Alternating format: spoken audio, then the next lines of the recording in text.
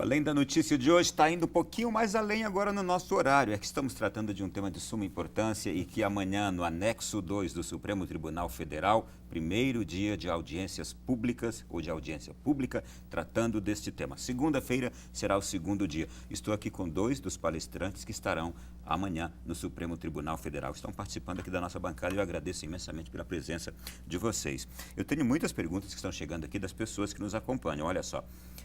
Erdi, de São Paulo, capital, diz assim: quero parabenizar o programa e os debatedores. Pergunta para a professora Rose: o que a senhora acha das pressões que as mulheres sofrem que as empurram para práticas abortistas, dos maridos, dos moralistas, dos moralistas financeiros, etc.? E aí termina dizendo, pergunta por que a mulher possui naturalmente a defesa da vida. Ela está afirmando, né? A mulher possui naturalmente a defesa da vida, mas quer dizer que sofre pressões. Sofre pressões. Nós temos o caso eu vou citar um de milhares de casos que nós temos, que o rapaz falou para a mãe, né, para a gestante, olha, você não quer abortar, eu estou indo aí, vou te matar. E ela nos ligou desesperada, olha, eu preciso de ajuda, nós a abrigamos e nós temos em São Paulo algumas casas de sigilo, porque as mulheres são pressionadas ao extremo. E nós temos aquelas, muitas, que são abandonadas por não optarem pelo aborto. E nós temos aquelas que o marido vai com elas, nós já tivemos casos, foram até o escritório, nós conversamos, geralmente nós conversamos com a mulher, é totalmente confidencial, e depois com o marido, o parceiro ou o pai da criança, o genitor. E ao longo da conversa, ele fala, puxa, eu não sabia que era toda essa extensão. Então, de novo, Ronaldo, nós falamos, quando nós damos a possibilidade da escuta para a mulher e para o homem, essa pressão diminui. Então, quando o homem também, ou tanto a mulher quanto o homem, não querem ouvir, ninguém vai mudar a opinião assim, não quero te ouvir, então eu estou fechada para o que você tem a me dizer. E algumas vezes, quando o homem fala, olha, você vai ocasionar isso na mulher. Então, ele também muda de ideia. E aí, eu falo para esse ouvinte isso, a mulher sofre pressão, sim. A mulher é abandonada, sim. Mas, aí eu faço um apelo aos homens, aos genitores, se eu posso dizer assim. Eu não sei qual o nome científico para os pais que geram filhos.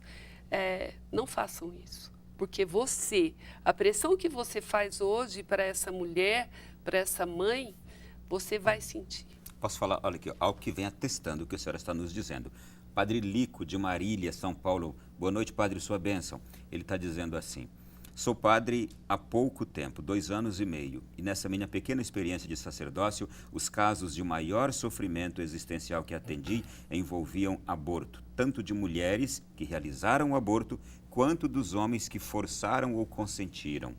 Que Deus nos livre desse mal que é a descriminalização do aborto. Padre Lico, de Marília. E tem aqui uma outra participação que diz assim também. Boa noite, tive um aborto espontâneo há 37 anos atrás. Nunca mais esqueci e lembro de cada detalhe. Imagine quem vai fazer mesmo o aborto. Acho que deve ser um tormento muito grande para essa mãe e mulher. É importante falar sobre essas sequelas, porque amanhã, na audiência pública, eu vou mostrar vários estudos. Eu vou mostrar estudos estrangeiros de boas revistas científicas, porque aqui no Brasil tem um problema. Os estudos que regem a questão do aborto são estudos em revistas de baixo fator de impacto. As sociedades que são as mantenedoras dessas revistas são sociedades, por exemplo, o estudo Aborto no Brasil, de onde vem todos esses números que a mídia fica repetindo, é um estudo publicado numa revista da Abrasco. Se você olhar, você vai ver que a Abrasco é uma das que estão amanhã palestrando no Supremo Tribunal Federal a favor do aborto. Então, esses estudos, para mim, eles têm um vício de origem, um conflito de interesse ideológico. Porque se esses estudos são tão bons, por que eles não foram publicados em boas revistas científicas de ótimo fator de impacto internacionais? Então, amanhã eu vou trazer vários estudos mostrando que Você fazer um aborto traz muitos problemas para a sua vida. Aumenta a mortalidade, aumenta a sequela, isso quando comparado em levar a gravidez adiante. É porque é extremamente técnico, eu preciso de gráficos, aqui o público não é exatamente isso, mas quem estiver interessado, assista a audiência pública amanhã. Muito bem, olha, tem uma participação aqui de uma pessoa, não estou sem o nome. Nós católicos não podemos votar em políticos que são a favor do aborto? Olha, poder todo mundo pode, todo mundo é livre. Não deveríamos e não devemos votar em pessoas a favor do aborto. Inclusive, é causa de excomunhão automática um católico que vota em alguém favorável ao aborto. Tem mais perguntas aqui ainda. Olá, boa noite. Uma pergunta para o Dr. Rafael, para a reflexão cristã. A partir do momento em que o óvulo é fecundado, já temos uma nova vida, um novo ser humano? Precisa apenas se desenvolver? Como a medicina vê, em tese, essa temática para a medicina e a classe médica em geral, a partir de que momento tem-se um ser humano? Padre Sebastião Paulino, da Diocese de Patos de Minas. Eu vou tentar responder isso da forma mais técnica possível, sem entrar em conceitos filosóficos e religiosos. A partir do momento que você tem a junção do óvulo com o espermatozoide, em teoria ali você já tem todo um mecanismo genético que vai levar à vida. Do ponto de vista médico, e eu estou falando isso porque isso é importante, que aí entra na questão da pílula do dia seguinte. Do ponto de vista médico, a gente só trata como aborto no momento que é nidado. O que é nidado? É quando aquele embrião, ele cola no endométrio. Eu estou usando um termo leigo, obviamente, depois não venham me criticar. E aí, a partir daí, caso haja ou algo provocado ou algo espontâneo, a gente chama de aborto. Então, do ponto de vista médico, esses 7 dias entre a junção e a anidação, a gente não trata isso como aborto e seria muito complicado tratar isso como aborto, porque aí você não poderia usar a pílula no dia seguinte e tal, e eu sei que a igreja é contra, mas eu estou aqui como médico. Agora, desde o primeiro, o segundo, é a vida e vai ser exatamente aquilo ali que vai crescer e vai dar na gente que a gente está aqui hoje. Se a pergunta é essa é a resposta. E esse livro fala sobre isso também. Eu recomendo, se alguém quiser, pode entrar em contato conosco, que nós podemos disponibilizar e você vai entender um pouco mais de forma leiga, explicando. Eu peço de fato que o nosso povo que acompanha adquira este livro, para se formar, para ter uma boa formação sobre a questão, não é? Mais uma vez, por favor, pode levantar. Por que sou a favor? Por que ser a favor da vida? Aí está lá, cuidando dos que vão nascer e de suas mães. Autor está logo ali embaixo. A pronúncia do autor, por favor? Randy Alcorn. Randy Alcorn. Muito bem. Uma pergunta aqui, professora Rose. Qual o risco de se fazer um aborto clandestino sem a devida higiene? Sou Cláudio Martini, de Lençóis Paulista. A senhora já recebeu pessoas, meninas, que chegaram depois de ter praticado um aborto clandestino? Sim, sim. As causas médicas, Dr. Rafael já explicou muito bem aqui. Nós tivemos algumas que chegaram de um aborto clandestino e foram imediatamente levadas ao hospital. Por sangramento, porque varia. Esse comércio negro varia muito de valor que se paga. E eu estou falando isso de acordo com o que eu escuto delas. Então, se você paga um preço mais irrisório, o Dr. Rafael pode elucidar melhor. Você vai fazer esse X. Se você paga um preço maior, você vai fazer Y. Então, isso falando em clínicas. Tanto esse X quanto esse Y, você vai correr risco. Aborto clandestino, aborto sendo legalizado em clínicas ou hospitais, o que se cuida, aí nós vamos para os critérios médicos, são os cuidados paliativos e os cuidados que têm que ser feitos com a mulher. O aborto clandestino, de novo eu falo, e nós já atendemos. As condições, as clínicas de aborto, as condições são muito complicadas. E aí eu vou um pouco mais adiante. As clínicas que eu conheci lá fora, de abortos legais, se é que se pode se dizer assim, é a mesma coisa. O risco é o mesmo para a mulher, o risco das sequelas físicas e emocionais. Infelizmente, no Brasil, essas clínicas, eu acho que se um profissional se coloca à disposição de fazer isso, é complicado, porque as condições não levam a oferecer segurança. Se fosse seguro, não seria aborto. Já, Legal ou ilegal? Já já a gente continua aqui tratando e respondendo as muitas questões que estão chegando, mas agora a gente vai até a Catedral de Brasília. Aconteceu agora à noite uma vigília em prol dessa discussão que está no Supremo Tribunal Federal. Começou com missa, depois teve um momento muito bonito de oração, mas quem vai contar tudo para nós é a Anelisa Ventura. Aqui em Brasília houve várias manifestações, entre elas a da Pastoral Familiar, que organizou uma vigília de oração em favor da defesa da vida dos nascituros. O encontro foi marcado na Catedral Metropolitana Nossa Senhora Aparecida, que fica na esplanada dos ministérios, a menos de 2 quilômetros de distância do STF, onde serão realizadas as audiências sobre a ADPF 442. A vigília começou com uma missa presidida pelo Bispo Auxiliar de Brasília e secretário-geral da CNBB, Dom Leonardo Steiner, e reuniu membros do clero, de pastorais e leigos. Os fiéis se mobilizaram em um momento de reflexão a respeito da vida, adoração ao Santíssimo Sacramento e intercessão pelas almas inocentes, seguindo um roteiro de oração proposto pela própria CNBB. Até o momento, cerca de 60 dioceses brasileiras já se manifestaram publicamente contra o aborto. De Brasília, Elisa Ventura. Obrigado, Anelisa. Olha, eu tenho aqui, boa noite, me chamo Tatiana, moro em São José dos Campos e eu sou prova que mesmo com um aborto espontâneo fica um trauma psicológico. E, doutor Rafael, por favor, o número total de abortos, sempre se tem também aquele disparate de números, se dá-se de um lado um número X, de outro lado um número Y, o que é real nisso? Pois é, então de novo vamos tratar da forma correta, a verdade e a mentira. Então como é que a gente chega a esse número real? O número real é simples, a gente vai no DataSUS. No DataSUS está lá, ano a ano, 180 mil, 190 mil, 200 mil. Este é o número real de internação por aborto. E aí dizem que é muito. Não, não é muito, é pouco. Você tem 3 milhões de partos por ano no Brasil.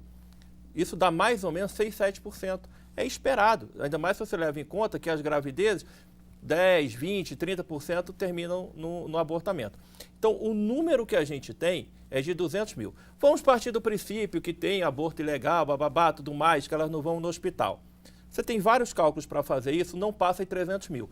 Esta é a verdade. Agora, qual é a mentira? A mentira, você vai ver facilmente colocando no Google 1 milhão e 100, 500 mil, 700 mil. Você vai ver um saco de gatos de números, falado inclusive por autoridades.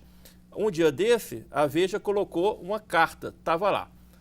Um eminente professor de urologia, basta e colocar no Google, dizendo que tem 1 milhão e 100 mil abortos por ano e 1.100 mortes. O que é que eu fiz? Eu fiz uma carta para a revista. Já que dizem que a mídia ela não é fake news porque quando ela erra, ela se retrata, eu fiz meu papel de cidadão. Mandei uma carta para a revista. Pergunta se a revista se retratou. Não, o número que ficou foi esse, 1 milhão e 100 mil e 1.100 mortes. E a gente já conversou aqui que o número é de 70. A Folha de São Paulo, na semana seguinte, foi um pouco mais correta. Ela colocou o número errado, 1.500 mortes por aborto por ano. A gente fez uma carta, eles fizeram errata. Esse número se refere à mortalidade materna total. Mas a errata não foi correta, porque eles não colocaram o número real. E também não colocaram minha carta. E colocaram errata no artigo original, que ninguém mais vai ler, porque o pessoal lê no dia e depois não vai mais ler. Não foi no jornal do dia seguinte. Então a mídia, ela faz parte da divulgação desses números mentirosos. Não é fake news, é mentira. A mídia tem que passar a dar os números corretos. Nós temos, lamentavelmente, uma qualidade hoje na mídia que, de fato, envergonha. Envergonha. Quando se trata de determinados temas, é uma mídia militante, inclusive. Sim. Lamentavelmente. Olha só. Existem números reais e de credibilidade sobre as classes que mais abortam. Douglas Freire, de Manaus. Por que eu estou perguntando isso de novo? Porque no começo do programa, a professora Rose falou sobre isso. Eu vou pedir ela que repita, por favor, professora Rose. Pelas estatísticas que temos, e eu posso, se ele quiser entrar em contato e pesquisar melhor, mostrar melhor, o maior número que se sabe de abortamento não é de classe menos favorecida. As que nós temos não é de lá, mulheres negras e pobres. Atenção, esta é uma mentira que vai o tempo inteiro se repetindo.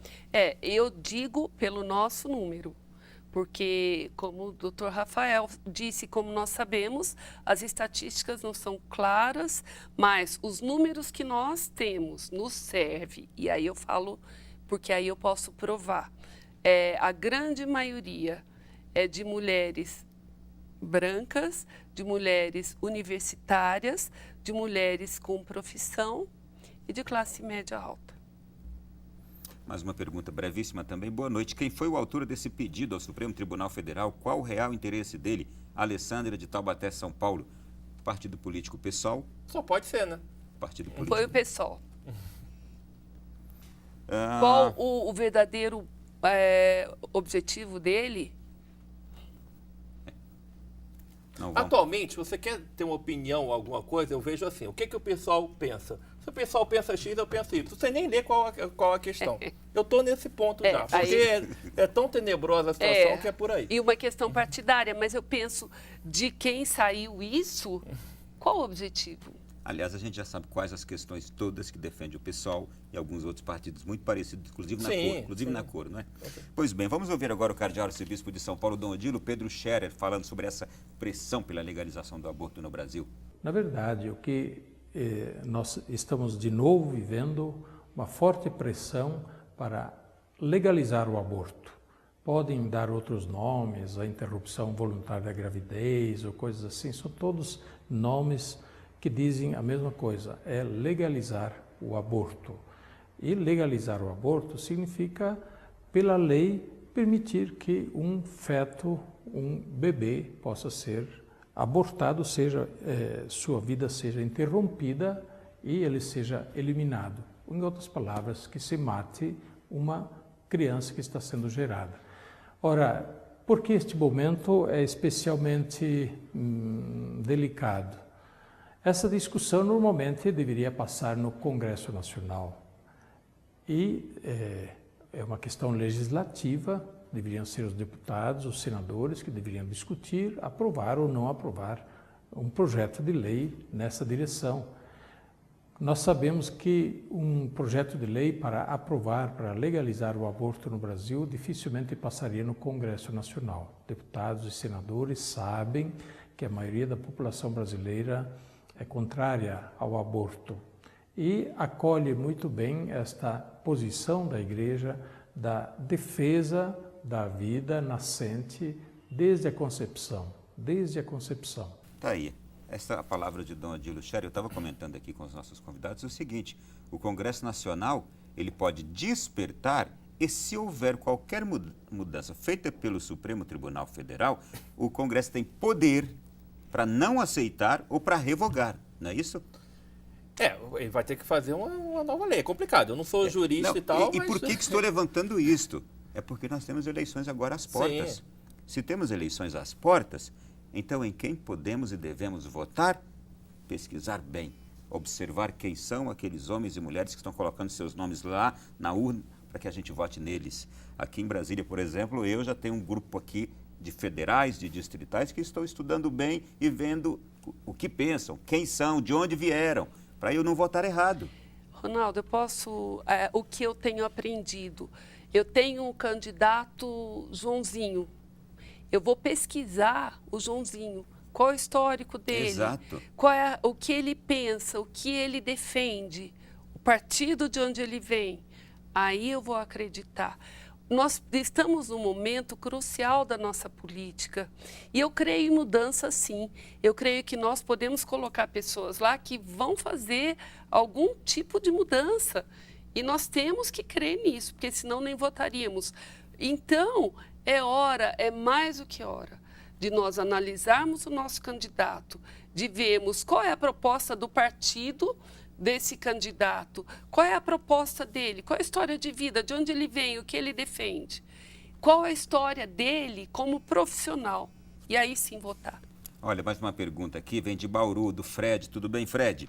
Absurdo falar em aborto sem que haja educação sexual adequada para que essas crianças, moças e mulheres saibam administrar seus relacionamentos a fim de evitar a gravidez indesejada. Este é um outro assunto seríssimo, não é? Ronaldo, nós trabalhamos também com a prevenção nas escolas, com jogos, com brincadeiras, com bate-papos.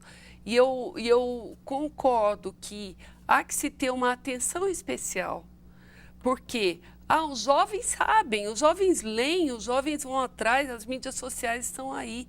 Mas é a atenção dada a esses jovens e essas famílias. Hoje, quando nós fazemos palestra para os adolescentes, jovens, a mesma palestra nós vamos para os pais. E muitos pais falam, puxa vida, eu não sabia, ou puxa vida, que bom. Então... Eu tenho aqui mais uma participação, olha só, é da Rosângela de Tapetininga, São Paulo.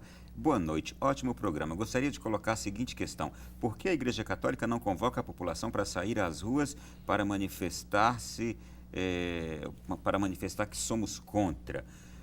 Sair às ruas é uma convocação bem mais forte, mas a Igreja Católica está convocando, de fato, todos os católicos a se manifestarem. Em notas, os bispos todos do Brasil estão falando, estão chamando as pessoas da forma que puderem se manifestarem a respeito dessa questão. Neste momento, agora, viu, querida Rosângela? E antes ainda, no término do nosso programa, eu vou chamar agora o Dom Henrique Soares, que é bispo de Palmares, em Pernambuco. Ele fala justamente sobre esse posicionamento agora justamente do povo católico, do povo que crê, católico, evangélico, povo temente a Deus. Escute o que ele diz. Eu sinceramente não vejo como um crente, não é só católico não, como um crente pode ser a favor do aborto.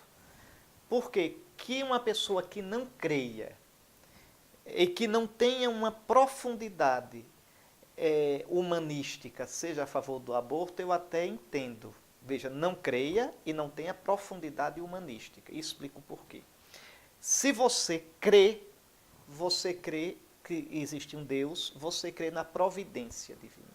Lembre do que o Salmo diz: Senhor, tu me teceste no ventre materno. Cada um dos meus dias, veja, não é? Te era conhecido. Então, veja, eram conhecidos. Não é? Então, cada dia, veja, tomaste nas tuas mãos cada momento da minha vida. Então, nenhum de nós é fruto do acaso. Nenhum de nós está no mistério de Deus, na providência de Deus. Então, é impossível para um crente, é ilógico. Talvez alguém diga, mas a vida quando começa não é humana. Aqui temos outro problema. Ou a vida é humana desde o princípio, ou quando começa a ser humana. As pessoas não se entendem nisso. Então está claro que ela ou é humana desde o começo. Veja, eu estou me humanizando, você está se humanizando. A gente só deixa de se humanizar quando morre. Porque entra na plenitude de Deus ou no fracasso eterno no inferno. Porque existe o céu e existe o inferno. A humanização plena me diviniza. E o inferno, que é a frustração total. Veja, então não tem como fugir disso. Então, se existe um Deus, a nossa vida, a nossa existência é fruto de uma providência divina. Não é? E que é um processo de humanização, a nossa existência, que começa na concepção e vai até a morte. Então, para um crente, é impossível aceitar o aborto, é ilógico. Seja qual for o motivo, a vida humana é sagrada. Eu posso dar a minha vida, Jesus deu a vida, mas ninguém pode tirar a minha vida. Agora, no caso do aborto, veja, para o bem-estar de outra pessoa, eu tirar a vida dessa. Então, não tem lógica. Mas eu também disse que uma pessoa que, mesmo que não seja crente, mas que tenha sensibilidade e profundidade humanística, que entenda que o ser humano é qualitativamente diferente de todos os outros seres. Muito bem. Obrigado a Dom Henrique Soares. Quero aqui também já agradecer aos senhores. Foi muito proveitoso, enriquecedor ouvi-los nesta noite. Peço a Deus e desejo êxito a vocês nas explanações de vocês amanhã, que sejam muito bem escutados pelas autoridades que ali estiverem, a ministra Rosa Weber, talvez outros ministros também estarão lá passando para escutar em alguns momentos, que seja nesses momentos todos. E muito obrigado mais uma vez. Doutor Rafael, obrigado. Obrigado. Eu agradeço a oportunidade de a gente dar a nossa opinião, porque a mídia mainstream são sempre os mesmos nomes, aqueles defensores do aborto, falando aquelas mesmas mentiras. Então é uma oportunidade que a gente tem de mostrar os números verdadeiros e quem quiser aprofundar, amanhã assista na TV Justiça. 9h50 será a sua apresentação. A minha fala é 9h50. A minha às 18. E eu quero agradecer e quero dizer a você que conhece alguém ou que esteja passando por uma gravidez inesperada ou tenha passado pela experiência do aborto, entre em contato com o SERV, serve.org.br, serve@serve.org.br, ou ligue para nós, 11 3822 2001. Entre no nosso site, lá você vai ver o nosso WhatsApp, serve.org ou www.serve.org.br. Você vai ser muito bem-vinda. Nós não estamos lá para te julgar, nós estamos lá para te abraçar. Quero agradecer. Amanhã nós teremos várias falas, a minha vai ser às 18 horas. E, independentemente da hora, vá até lá, vá apoiar a vida. Eu te desafio a isso. Muito obrigado pelo trabalho que vocês já fazem também. Parabéns, tá bem? Muito obrigada. A você também que esteve conosco, dia de plantão. E nós, povo de Deus, povo que reza, amanhã é dia de intercessão por tudo isso que estará acontecendo lá. Um abraço a todos, até a próxima semana, se Deus quiser, aqui no Além da Notícia.